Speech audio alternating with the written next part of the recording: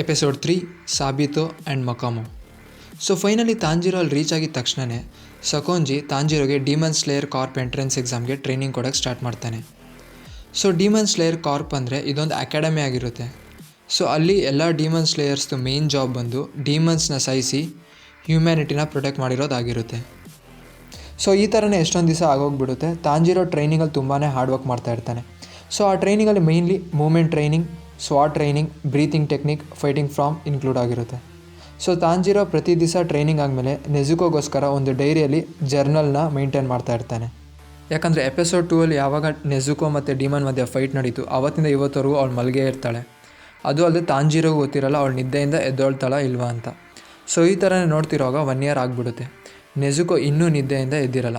ಇನ್ನೊಂದು ಕಡೆ ತಾಂಜಿರೋ ಇಡೀ ವರ್ಷ ಟ್ರೈನಿಂಗ್ ತೊಗೊಂಡು ಸಕೋಂಜಿಯಿಂದ ಎಲ್ಲ ಥರ ಸ್ಕಿಲ್ಸ್ ಕಲ್ತಿರ್ತಾನೆ. ಅದಕ್ಕೆ ಸಕೋಂಜಿ ತಾಂಜಿರೋಗೆ ಫೈನಲ್ ಟೆಸ್ಟ್ ಪ್ರಿಪೇರ್ ಮಾಡ್ತಾನೆ. ಅಕಸ್ಮಾತ್ ತಾಂಜಿರೋ ಏನಾದರೂ ಈ ಟೆಸ್ಟ್ನ ಪಾಸ್ ಮಾಡಿದ್ರೆ ಮಾತ್ರ ಅವನು ಡೀಮನ್ ಸ್ಲೇಯರ್ ಎಂಟ್ರೆನ್ಸ್ ಕಾರ್ಪ್ ಎಕ್ಸಾಮ್ಗೆ ಹೋಗ್ಬೋದು, ಇಲ್ಲ ಅಂದರೆ ಅವ್ನಿಗೆ ಹೋಗೋಕ್ಕೆ ಪರ್ಮಿಟ್ ಮಾಡಲ್ಲ ಅಂತ ಹೇಳ್ತಾನೆ.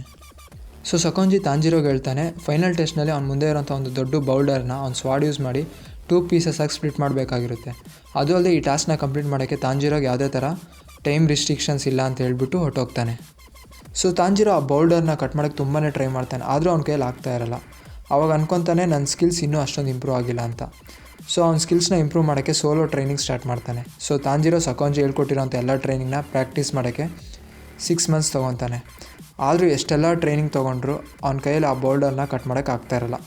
ಸೊ ಅವ್ನು ತುಂಬಾ ಡಿಸಪಾಯಿಂಟ್ ಆಗಿಬಿಡ್ತಾನೆ. ಸೊ ಅದೇ ಟೈಮಲ್ಲಿ ಒಬ್ಬ ಡೀಮನ್ ಸ್ಲೇಯರ್ ಅಲ್ಲಿ ಅಪಿಯರ್ ಆಗ್ತಾನೆ. ಅದು ಅಲ್ಲದೆ ತಾಂಜಿರೋಗೆ ಫೈಟ್ ಮಾಡೋಕ್ಕೆ ಚಾಲೆಂಜ್ ಮಾಡ್ತಾನೆ. So unknown demon slayer speed ಎಷ್ಟು ಫಾಸ್ಟ್ ಇರುತ್ತೆ ಅಂದರೆ ತಾಂಜಿರೋ ಕೈಯಲ್ಲಿ ಏನೂ ಮಾಡೋಕ್ಕಾಗ್ತಾ ಇರಲ್ಲ. ಸೊ ಫೈನಲಿ ತಾಂಜಿರೋಗೆ ತುಂಬಾ ಸುಸ್ತಾಗಿರುತ್ತೆ. ಈವನ್ ಸುಸ್ತಾಗಿದ್ದರೂ ಆ ಡೀಮನ್ ಸ್ಲೇಯರ್ ತಾಂಜಿರೋ ಮೇಲೆ ಅಟ್ಯಾಕ್ ಮಾಡ್ತಾನೆ ಇರ್ತಾನೆ. ಎಲ್ಲಿ ಗಂಟ ಅವನು ಅನ್ಕಾನ್ಷಿಯಸ್ ಆಗಲ್ಲ ಅಲ್ಲಿವರೆಗೂ ಅವ್ನು ಫೈಟ್ ಮಾಡ್ತಾನೆ ಇರ್ತಾನೆ.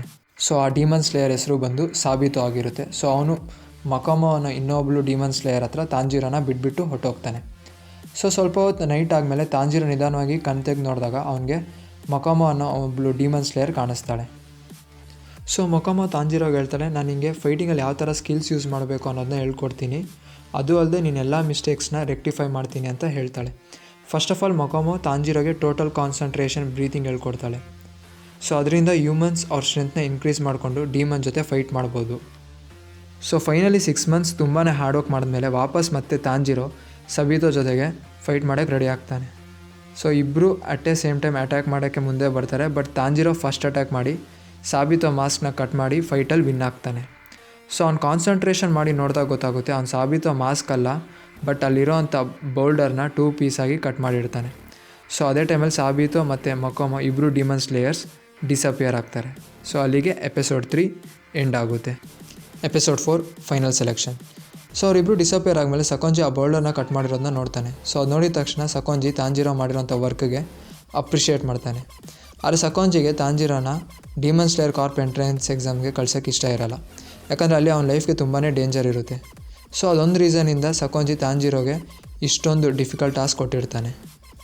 ಸೊ ಇಬ್ಬರು ವಾಪಸ್ ಸಕೋಂಜಿ ಮನೆಗೆ ಬರ್ತಾರೆ. ಸೊ ಅಲ್ಲಿ ಸಕೋಂಜಿ ತಾಂಜಿರೋಗೆ ಹೇಳ್ತಾನೆ ಹೇಗೆ ಹ್ಯೂಮನ್ಸ್ ಫುಡ್ ಕನ್ಸ್ಯೂಮ್ ಮಾಡಿ ಗ್ರೋ ಆಗ್ತಾರೆ ಅದೇ ಥರ ಡೀಮನ್ಸ್ ಹ್ಯೂಮನ್ಸ್ನ ಕನ್ಸ್ಯೂಮ್ ಮಾಡಿ ಸ್ಟ್ರಾಂಗರ್ ಆಗ್ತಾರೆ. ಸೊ ಆವಾಗ ಸಕೋಂಜಿ ತಾಂಜಿರೋಗೆ ಒಂದು ಮಾಸ್ಕ್ ಕೊಟ್ಬಿಟ್ಟು ಹೇಳ್ತಾನೆ ಈ ಮಾಸ್ಕ್ ನಿನ್ನ ಡೀಮನ್ಸಿಂದ ಪ್ರೊಟೆಕ್ಟ್ ಮಾಡುತ್ತೆ. ಸೊ ಅದಾಗಿದ ತಕ್ಷಣ ತಾಂಜಿರೋ ಹೇರ್ಸ್ನ ಕಟ್ ಮಾಡಿಕೊಂಡು ಡಿನ್ನರ್ ಮಾಡಿ ಮಲ್ಕೊತಾನೆ. ಸೊ ಬೆಳಿಗ್ಗೆ ಆಗಿದ ತಕ್ಷಣವೇ ತಾಂಜಿರೋ ಅವ್ನ ಎಂಟ್ರೆನ್ಸ್ ಎಕ್ಸಾಮ್ ಕೊಡೋಕ್ಕೆ ಮೌಂಟ್ ಫೂಜಿ ಕಸನ ಕಡೆ ಹೋಗೋಕ್ಕೆ ಸ್ಟಾರ್ಟ್ ಮಾಡ್ತಾನೆ. ಸೊ ಹೋಗ್ತಾ ಇರೋವಾಗ ತಾಂಜಿರೋ ಸಕೋಂಜಿಗೆ ಹೇಳ್ತಾನೆ ನನ್ನ ಕಡೆಯಿಂದ ಸಾಬಿತೋ ಮತ್ತು ಮಕಾಮೊಗೆ ಹೆಲೋ ಹೇಳ್ಬಿಡು ಅಂತ ಹೇಳ್ತಾನೆ. ಸೊ ಅದನ್ನು ಕೇಳಿದ ತಕ್ಷಣ ಸಕೋಂಜಿಗೆ ಶಾಕ್ ಆಗುತ್ತೆ, ಯಾಕಂದರೆ ತಾಂಜಿರೋಗೆ ಹೇಗೆ ಸತ್ತಿರೋ ಅಂಥ ಜನರ ಬಗ್ಗೆ ಗೊತ್ತಾಯಿತು ಅಂತ. ಸೊ ತಾಂಜಿರೋ ಮೌಂಟ್ ಫೂಜಿ ಕಸನ ರೀಚ್ ಮಾಡೋ ಅಷ್ಟೊತ್ತಿಗೆ ರಾತ್ರಿ ಆಗಿಬಿಟ್ಟಿರುತ್ತೆ. ಸೊ ಆ ಲೊಕೇಶನ್ ನೋಡೋಕ್ಕೆ ತುಂಬಾ ಬ್ಯೂಟಿಫುಲ್ ಆಗಿರುತ್ತೆ. ಸೊ ಅಲ್ಲಿ ತಾಂಜಿರೋ ಜೊತೆಗೆ ಎಷ್ಟೊಂದು ಜನ ಕಾಂಪಿಟೇಟರ್ಸ್ ಬಂದಿರ್ತಾರೆ. ಸೊ ಅಲ್ಲಿ ಇಬ್ಬರು ಟ್ವಿನ್ ಗರ್ಲ್ಸ್ ಪ್ರೆಸೆಂಟ್ ಆಗಿರ್ತಾರೆ. ಸೊ ಆ ಇಬ್ಬರು ಟ್ವಿನ್ ಗರ್ಲ್ಸೇ ಈ ಟೆಸ್ಟಿಗೆ ಇನ್ವಿಜಿಲೇಟರ್ಸ್ ಅಂತಲೇ ಹೇಳ್ಬೋದು. ಸೊ ಆ ಇಬ್ಬರು ಟ್ವಿನ್ ಗರ್ಲ್ಸ್ ಆ ಟೆಸ್ಟ್ ತೊಗೊಳೋಕ್ಕಿಂತ ಮುಂಚೆ ಅಲ್ಲಿರೋಂಥ ಎಲ್ಲ ಕಾಂಪಿಟೇಟರ್ಸ್ಗೂ ಕೆಲವೊಂದು ರೂಲ್ಸ್ ಎಕ್ಸ್ಪ್ಲೇನ್ ಮಾಡ್ತಾ ಇರ್ತಾರೆ. ಸೊ ಅದೇನು ಅಂದರೆ ಎಲ್ಲ ಕಾಂಪಿಟೇಟರ್ಸ್ ಆ ಫಾರೆಸ್ಟಲ್ಲಿ 7 days ಸರ್ವೈವ್ ಮಾಡಬೇಕಾಗಿರುತ್ತೆ. ಅದು ಅಲ್ಲದೆ ಆ ಫಾರೆಸ್ಟಲ್ಲಿ ಎಷ್ಟೊಂದು ಥರ ಡೀಮನ್ಸು ಪ್ರೆಸೆಂಟ್ ಆಗಿರುತ್ತೆ. ಯಾಕಂದರೆ ಎಷ್ಟೊಂದು ಮಲ್ಟಿಪಲ್ ಡೀಮನ್ ಸ್ಲೇಯರ್ಸ್ ಆ ಡೀಮನ್ಸ್ನ ಅಲೈವ್ ಆಗಿರೋವಾಗಲೇ ಕ್ಯಾಪ್ಚರ್ ಮಾಡಿಕೊಂಡು ಈ ಫಾರೆಸ್ಟಲ್ಲಿ ಬಿಟ್ಟಿರ್ತಾರೆ. ಸೊ ಪ್ರತಿ ವರ್ಷ ಈ ಥರನೇ ಎಷ್ಟೊಂದು ಸ್ಟೂಡೆಂಟ್ಸು ಈ ಎಂಟ್ರೆನ್ಸ್ ಎಕ್ಸಾಮ್ ತೊಗೊಳಕ್ಕೆ ಬರ್ತಾರೆ. ಸೊ ಪ್ರೆಸೆಂಟ್ನಲ್ಲಿ ಇಲ್ಲಿರೋಂಥ ಎಷ್ಟು ಸ್ಟೂಡೆಂಟ್ಸ್ ಈ ಫಾರೆಸ್ಟ್ ಒಳಗಡೆ ಹೋಗಿ ವಾಪಸ್ ಅಲೈವ್ ಆಗಿ ಬರ್ತಾರೆ ಅವ್ರು ಈ ಎಕ್ಸಾಮಲ್ಲಿ ಪಾಸ್ ಆದಂಗೆ ಅಂತ ಅಲ್ಲಿರೋಂಥ ಟ್ವಿನ್ ಸಿಸ್ಟರ್ಸ್ ಹೇಳ್ತಾರೆ.